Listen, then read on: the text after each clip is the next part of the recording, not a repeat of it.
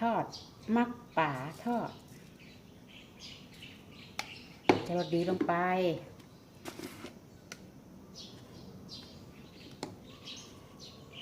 ใส่เกลือลงไป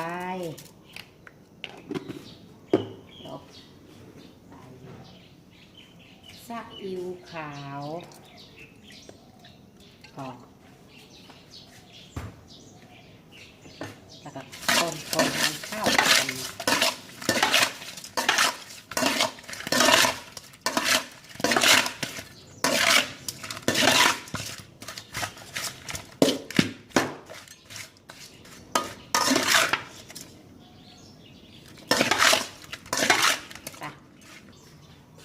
ใส่น้ำมันลงไป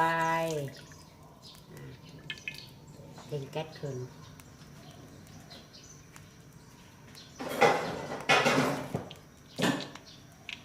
รอน้ำมันร้อนให้น้ำมันร้อนก่อนเลยอย่างที่ติดกระทะใส่ปลาลงไปใส่ปลาลงไป